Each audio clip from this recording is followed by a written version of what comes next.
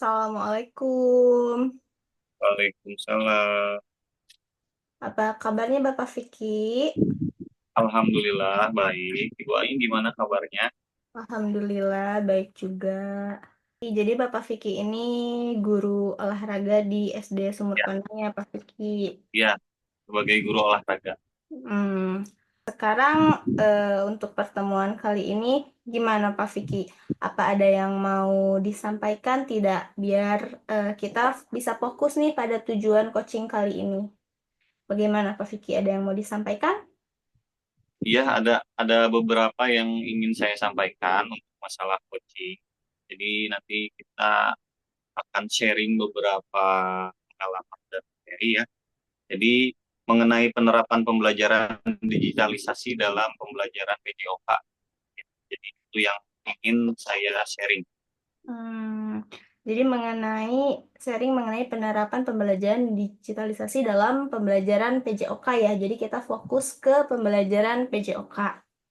Ya, betul. Sebelum itu, apa sih kelebihan yang dimiliki Pak Vicky agar pembelajaran digitalisasi itu bisa terwujud?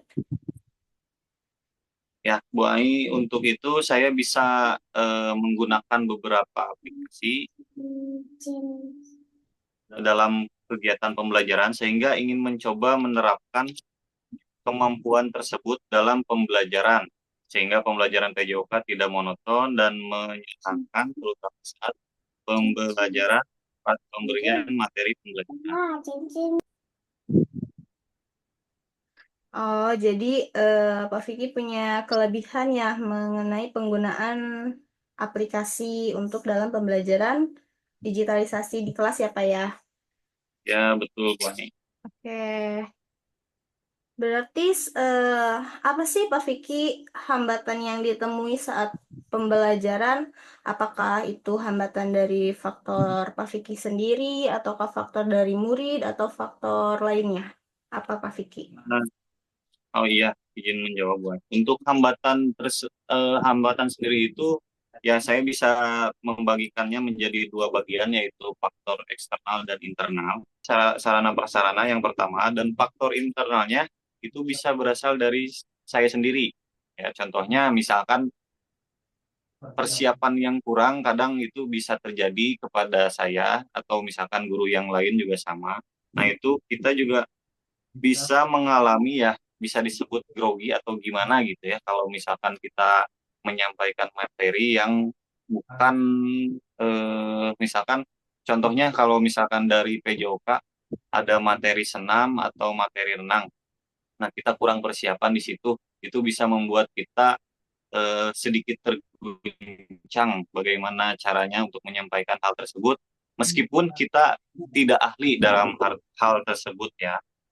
Nah, jadi pengkondisi terus ada lagi pada saat di ruangan kelas, pengkondisian kelasnya siswa dalam pembelajaran sehingga anak kurang bisa menangkap, memahami baik mengenai materi yang disampaikan. Jadi eh menurut Pak Vicky dari hambatan-hambatan itu apa sih solusi yang bisa Pak Vicky lakukan untuk menghadapi permasalahan yang ada?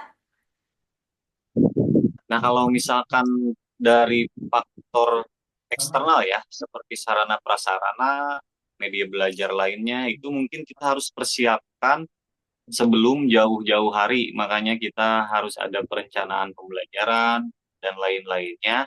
Kita harus sambil menyiapkan medianya juga agar pembelajaran itu dapat dipahami oleh siswa. Dan dalam pengkondisian kelas, kita harus menyiapkan beberapa seperti hiburan-hiburan agar si siswa itu merasa nyaman, senang, dan tertarik di dalam kelas, seperti ice breaking dan lainnya.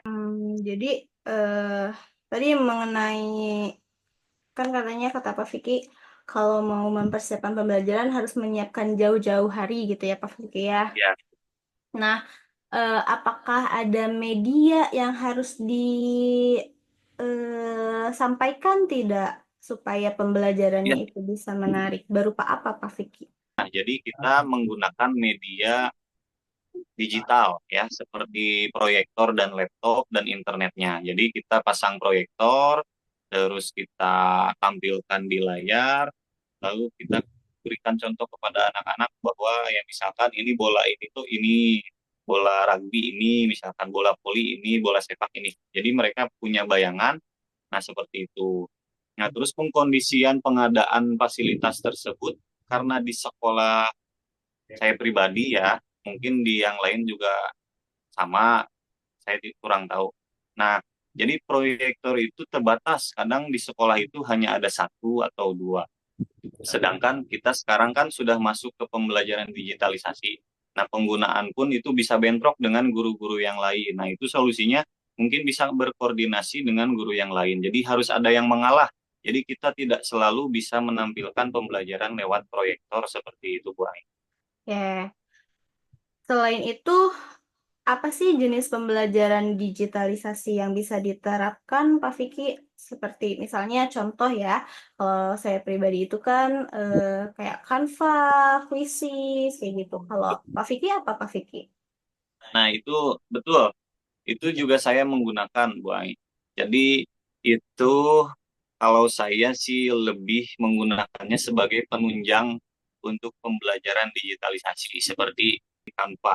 Canva kan kita bisa membuat eh, hal-hal yang menarik ya, tulisan-tulisan yang menarik, contohnya PowerPoint yang menarik, jadi kita bisa sampaikan ke siswa itu.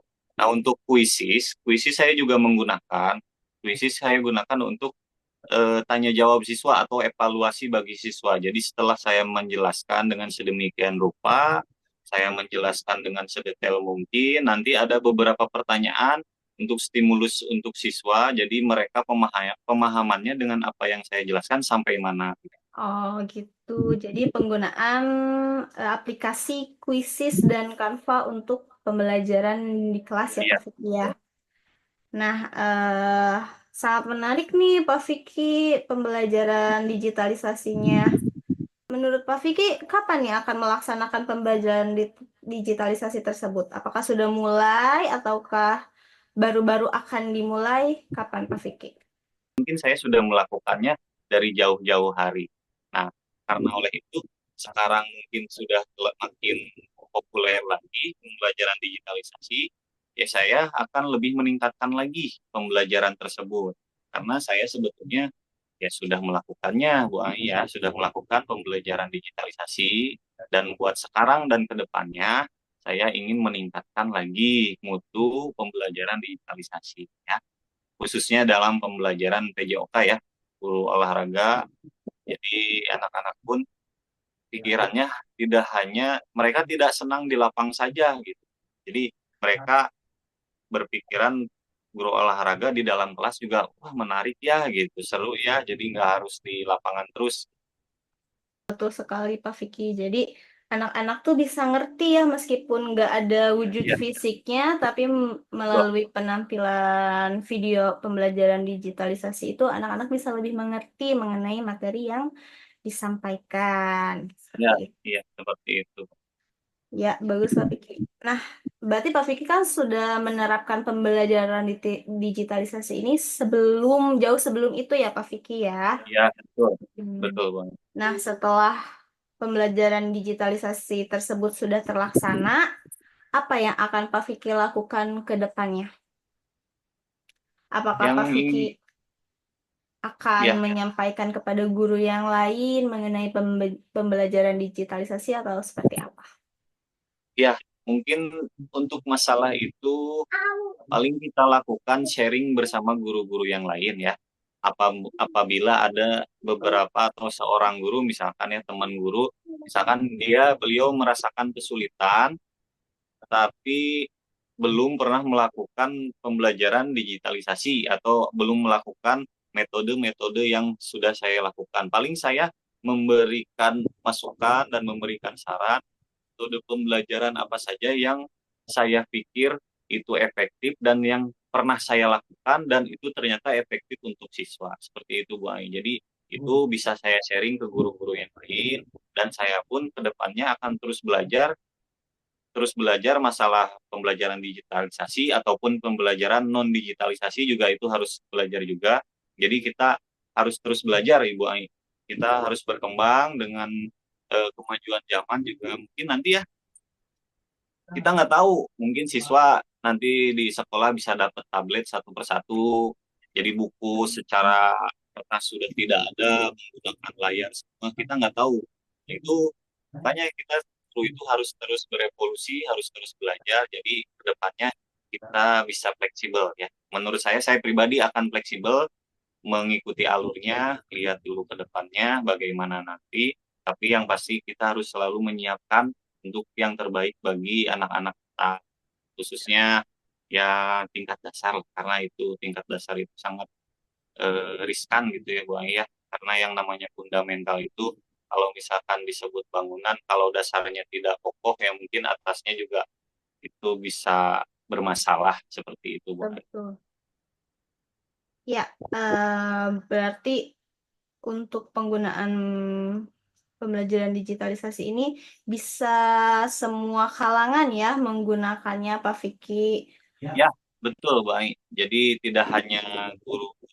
Sebetulnya yang harus banyak melakukan itu eh, selain guru-guru penjas gitu ya, guru kelas juga sama seperti wali kelas. Karena seperti pembelajaran IPA, IPS gitu ya, yang saya ketahui itu kan banyak kalau apalagi IPA ya, itu banyak mengenai tumbuhan atau misalkan eh, binatang yang seperti itu dan beberapa makhluk hidup yang mikro yang kecil gitu ya Bu Ayah itu kan sebetulnya kalau kita tunjukkan kita nggak bisa tuh nunjukin langsung atau bawa secara fisiknya, tapi kalau misalkan kita menggunakan media proyektor internet ya istilahnya digitalisasi lah, itu bisa tersampaikan, bisa kita tayangkan dan anak-anak bisa melihat bentuknya seperti itu. Dan di kalau seperti yang saya sampaikan tadi di guru olahraga juga sama, contohnya seperti itu. Betul, betul. Jadi bisa digunakan oleh semua kalangan. Justru itu sebetulnya untuk sekarang bisa menjadi sarana wajib lah bagi siapapun yang ingin menyampaikan pengetahuannya ya. Bahkan rapat-rapat pun sekarang sudah menggunakan proyektor untuk menyampaikan usulan-usulan dan lain-lainnya seperti itu, Bu. Ya, betul betul sekali ya Pak Vicky. Jadi pembelajaran digitalisasi kali ini sungguh sangat bermanfaat untuk menunjang pembelajaran di kelas agar tetap menyenangkan dan anak-anak juga tetap bisa menerima pembelajaran dengan tujuannya gitu. Ya, Terima kasih Pak Vicky sudah banyak sharing mengenai pembelajaran digitalisasi. Semoga apa yang disampaikan bisa bermanfaat bagi guru yang lainnya dan tetap bisa men-share ya ilmu-ilmu yang Pak Vicky dapatkan selama ya, coaching pembelajaran digitalisasi ini kepada guru-guru yang lainnya. ya, Bu Ai. Mungkin sekian Pak Vicky ya sesi coaching kali ini Ya, yang terima kasih, Bu. ya sama-sama semoga bisa bermanfaat. Wabillahi taufiq wal hidayah. Wassalamualaikum warahmatullahi wabarakatuh. Waalaikumsalam.